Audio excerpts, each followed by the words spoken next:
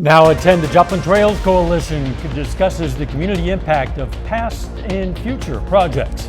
Plus, some volunteers rededicate a popular park in Joplin. And area health professionals discuss the best ways to ensure safe holiday gatherings during this flu season. The 4 states' most watched news starts now. The Joplin Trails Coalition hosted a public meeting at the Joplin Library this evening discussing recent and future projects. This is KOAM News at 10. I'm Dow Quick. KOAM's Yana Hautala had a talk with the coalition president and a local resident about the steps for the trails. The Joplin Trails Coalition met with the public to discuss some recent accomplishments, such as putting cement access on Fountain Road and resurfacing trails. There was a big dip there at Zora Avenue where people were getting hurt when they came to the stop there at the road, and they were rolling back and falling off their bikes. So we knew that we needed to do something about that. And talk about future goals, such as connecting the two Frisco Greenway and Ruby Jack trails, which would possibly take at least 10 years and a great amount of money for a total of about 21 miles of trail. The last piece of land to connect the trails is in Webb City's ownership, but the city manager is supportive for the idea. Their express intent was right from the get-go to build a park. And so trails fit nicely into that plan. Connecting this Ruby Jack Trail with the Frisco Trail will be a great selling point to come and live here, according to Bob Hurst. And it would be a real asset for the community to be able to boast that we have the only trail in the state of Missouri that connect 4 of our major cities, and that you'll be able to ride your bike from Joplin all the way either to Carl Junction or to Carthage. Zach Hess often rides bicycles on the trails with his family. It's wide enough to have a couple, 2, 3 across and pulling the 2-year-old in the trailer. He thinks connecting the two trails will make it safer to have a continuous route to ride with his children. We rode 2.5 miles out and back, and they just couldn't believe they had ridden 5 miles on their bicycle, and they did great. In Joplin, Yana Hautala, KOAM News. Herb says they get a lot of appreciation for what the coalition does. They take information from the public meeting, and then a board meeting will decide what they can do. Volunteers from the Joplin Arts District today rededicated a popular park. The Spiva Park in Joplin is dedicating the reintroduction of the mineral bed of historic samples, the minerals that led to Joplin being built. Included in the mineral bed is a QR code that will lead you to the Joplin History and Mineral Museum website to learn more about it. The samples include iron, zinc, and several other minerals. It is laid out perfectly, and a reason. There's a minor statue of marble made in Italy at the very top on the stage. The mineral bed is another part of that story about mining. It's a very important part of it. It also is how people made their money to build the homes and the buildings. Park, of course, is at the northeast corner of Main and 4th Street in Joplin. The annual Hispanic Heritage Month essay contest wrapped up, and a local kid is the recipient of one of the awards. Johnny Satterfield is a student at Carthage Junior High. Among more than 1,000 essay entries, his is one of only 16 winners. He won a runner-up award in the West. 4 grand prizes were handed out with 12 runners-up. His passion is what led to the award. Really, it was the voice of what he shared that really impacted us. It wasn't just subject-verb agreement, something of that nature, but actually it was the words that were shared, okay? And like I say, he wrote about someone that was personal, that he knew about. That's why it came across so clear. Johnny won a backpack of goodies and can begin his next essay on his brand new iPad. Some changes coming in the weather. Let's check in with Doug. Yeah, we actually warmed up quite a bit today, at least for this time of the year. We had rain, showers, thunderstorms late last night through the morning. Look at this, 63 for a high, 48 is our average high, so 15 degrees above where we should be for this time of the year. Warmer than what we saw yesterday. It was into the lower 50s. It was windy, and the winds are somewhat going to stick around, lower 60s today. However, I hope you enjoyed it, because it starts getting colder as we go through the next few days. We're actually already starting to cool down. Lower 50s on the Missouri side, Oklahoma upper 40s, and then low to mid 40s once you get into southeastern Kansas. Most of the clouds and the rain out of here working across eastern Missouri. But check this out, blizzard conditions across the northern parts of the plains. We have severe weather down through Louisiana, parts of Arkansas, and of course, could we see some snow? We're going to look at that in just a bit. We'll see you then.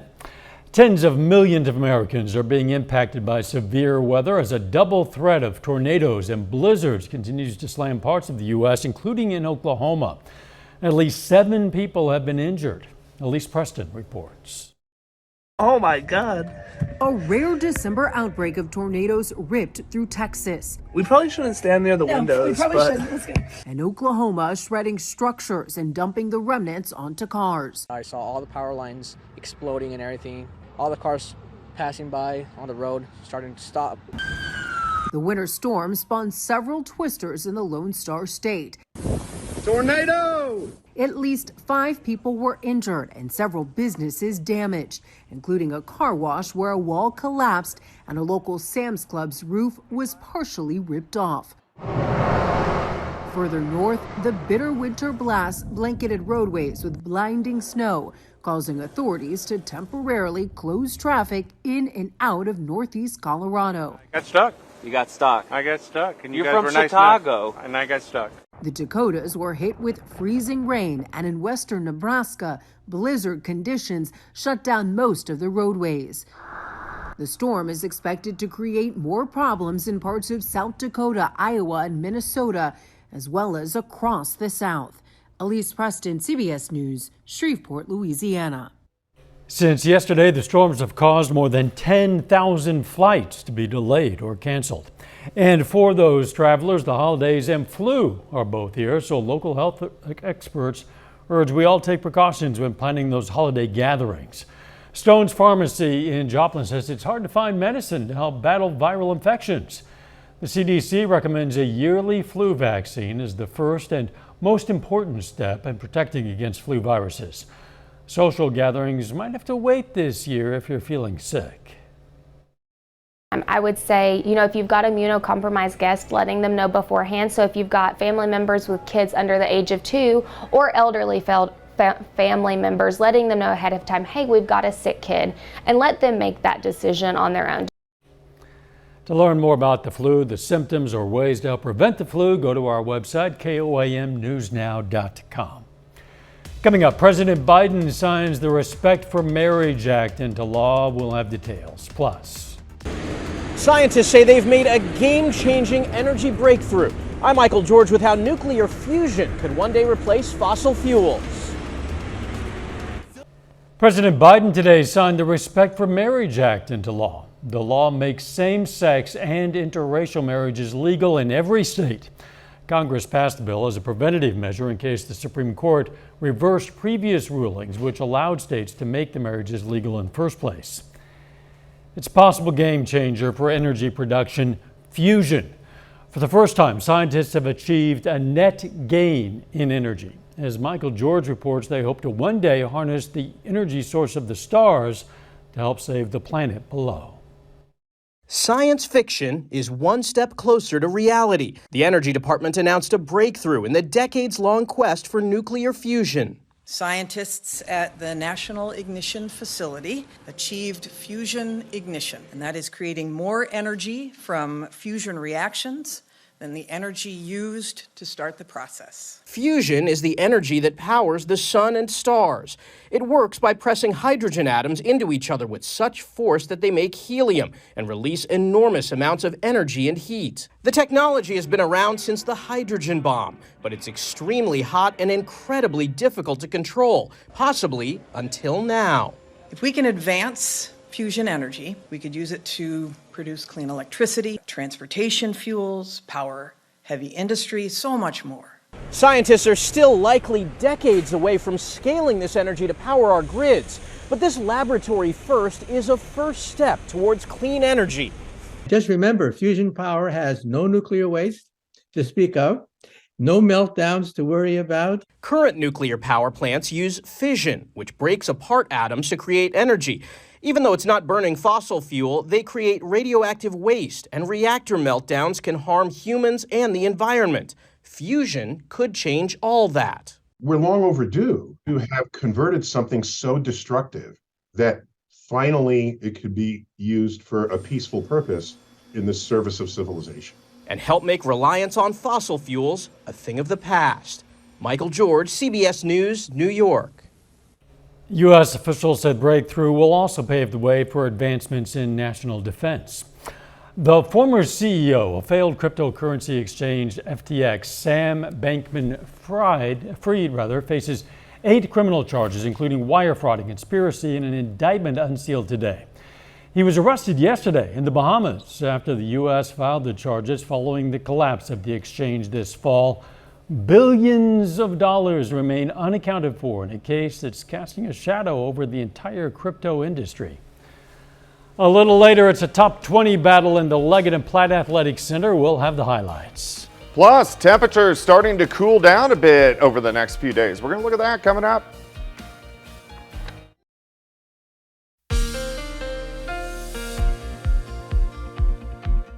Well, it turned out to be a mild day for the middle of December. Believe it or not, we had showers, thunderstorms late last night through the morning hours. Good amounts of rain. Cleared out, got windy, warmed into the 60s. Hope you enjoyed it because they are gone for probably the rest of the year. We may get some 50s, but 60s definitely gone. Indigo Sky Casino and Resort looks pretty good. Look at our rain stats. 8,300s, 2.5 for the month, which is good. We're at 43 for the year. We're only an inch behind. We've had great amounts of rain all year. The problem was during the hottest time of the year, we had that stretch of nothing, but we have been putting some pretty good dents into the drought, which is good. Still holding on near 50, southwestern Missouri, upper 40s to near 50 in Oklahoma. And then look at this, 37 Parsons, 35 Neodesha. That colder air is working in due to our storm system. Look at the spin, eastern parts of Nebraska, so that cold air wraps around and pushes in. So it's going to actually get colder over the next few days across the area. Outside right now, 7th range line looks good. It's 50, west-southwesterly winds are light at 5, humidity is at 89%. Through the rest of the overnight, some clouds increase late tonight, but we drop back mid-30s, and then we go back to partly sunny skies for us tomorrow behind this storm system that gave us all the rain. So all the rain's out of here. Now we just have to deal with the cooler temperatures, which are going to work in. Clear skies right now, rain pushing eastern Missouri down through eastern parts of Arkansas. Blizzard upwards of a foot in spots across the northern plains. Another day of lots of tornado warnings, parts of Texas, Louisiana, into western parts of Mississippi. So we're on the backside, but look how our temperatures cool down tonight. Here's that band of clouds late tonight into tomorrow morning. And then through the morning, partly sunny, highs near 40, well, midday highs. I think the afternoon probably 43, 44 for a high. As we go into tomorrow night, we get another band of clouds that kind of works through, but it gets colder. Upper 20s for lows. By Thursday afternoon, we only rebound upper 30s to near 40s. So we take a step down each and every day. Day planner for you, 35 in the morning, 42 by noon. High 44, we back to 41 by 5 p.m. Let's jump ahead because we are going to stay dry Friday, Saturday, and Sunday. Friday's going to be cold, Saturday's going to be cold, Sunday back into the 40s. Monday gets a little interesting. This is not a strong system. This is a weak storm system, but it has enough energy to give us some showers, maybe mixing with some snow. So that's something we want to watch over the next few days.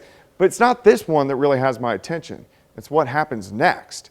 We have an Arctic front, rolls in late Wednesday. This is going to be the strongest front that we have seen this year. We're in the 40s, and this is going to be a big time front. It's not going to get cold. It's going to get bitterly cold as we head into Christmas. And if it gets this cold and we get some snow, it will stick on the ground for several days.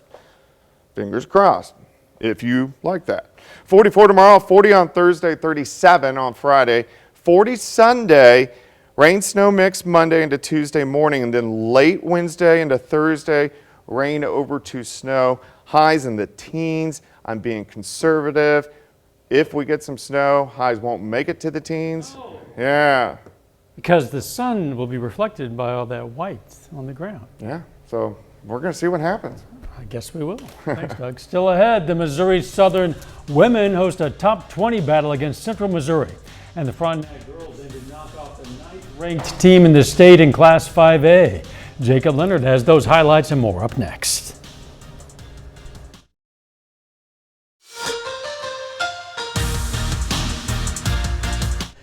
Well, the Missouri Southern women continue to climb in the national rankings this week. The Lions are up to number 3 in the latest WBCA national poll released earlier today. Southern is 11-0 to begin the season, including 4-0 in the MIAA. Now, tonight, the Lions are at home in a top 20 battle hosting Central Missouri. The Jennies are 6-0 and ranked 17th in the country. Nice first quarter for Amaya Johns, knocks down the 3 from the top of the key. Later, Lacey Stokes drives. Tough shot falls. 31 points tonight for Lacey Stokes. Jennies, though, go on a run at the end of the second. They're up 8 at the break, and they would stay rolling. Lauren Frost sinks the triple. Jennies up 13. But Southern catches fire and closes the gap in the fourth. Amaya Johns knocks down the 3. She gets 15. Then Stokes brings the Lions within 1 with the 3 ball there. Central Missouri hangs on to hand Southern their first loss, 73-71. We started playing more like us in that fourth quarter. I think if we would have played like we did the last 8 minutes for 40 minutes, that game looks a lot different. We needed somebody to come in and challenge us, which, I mean, every game's a challenge, but it's nice to see this because early you can learn from it rather than waiting until the first game of the conference tournament to have a fallout like this and not be able to learn from it then. So to be able to see it early, it's going to make us a better team in the end. After that, the Missouri Southern men hit the floor against UCM, looking for their 3rd straight win. The Lions trying to climb out of an early hole. Avery Taggart sinks the 3. Then Sam Thompson, wide open for the two-handed jam. Lions within 2 at half. After the break, great pass from Christian Bundy, Vincent Sigmund, bucket and the foul. And Southern stays hot. Taggart knocks it down. Team high 18 points tonight for him. Lions beat UCM tonight 82-74. Well, the Colgan girls are once again off to a hot start this season. The Panthers are 3-0 and are currently ranked 6th in the state in Class 2A. And the Panthers try to stay rolling tonight at home against CNC rival Riverton. Colgan turns defense into points early. Lily Brown steals.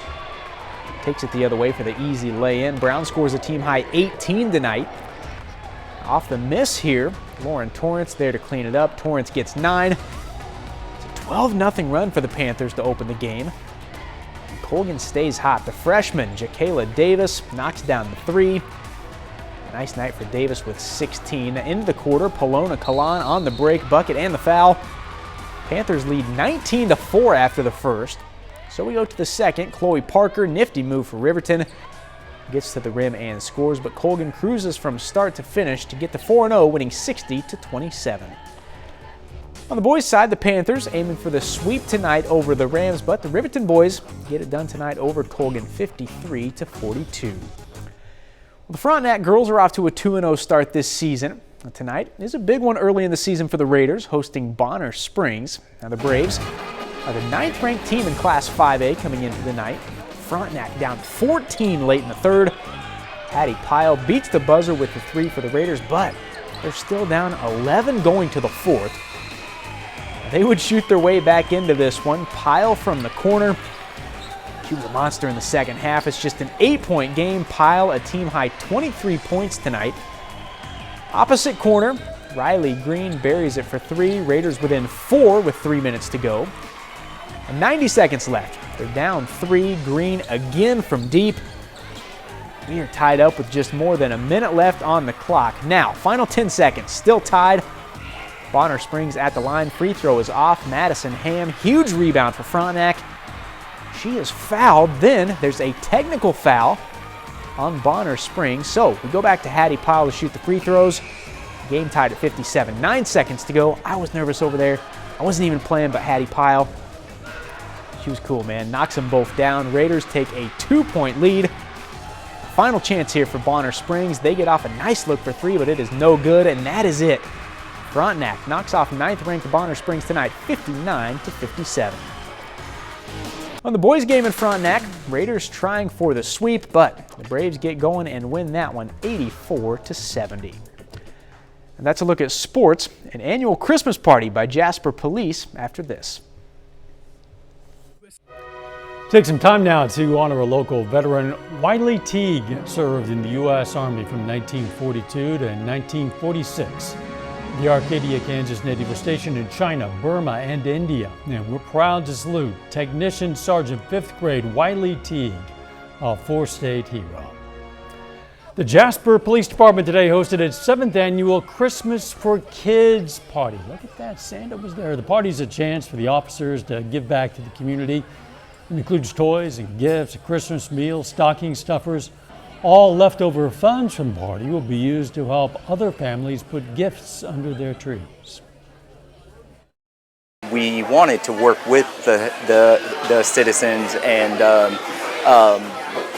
get to know them get to know us, which that's been awesome. And they see what we do, and they give and give and give. So does the police department, obviously. More than 100 kids attended that party. It looks like a lot of fun for everybody. A lot of toys there. Can't beat that. The weather, it's changing, Doug. It is. We're slowly going to get colder as we go through the next few days. Oops, let me hit the space bar. Because nobody wants to just look at nothing. We want to see that. 44 tomorrow, 40 on Thursday, 37 on Friday. Could get a little rain snow mix Monday and Tuesday. Final sports notes. We told you the Missouri Southern men won tonight for their 3rd straight win. They had 4 guys score 15 or more points, led by Avery Taggart. He had a double-double, 18 points, 11 rebounds. Very good. Thanks for joining us. We're going to leave you with video of Christmas lights decorations in Miami, Oklahoma. The morning show starts at 5 a.m. Let's make it a great tomorrow.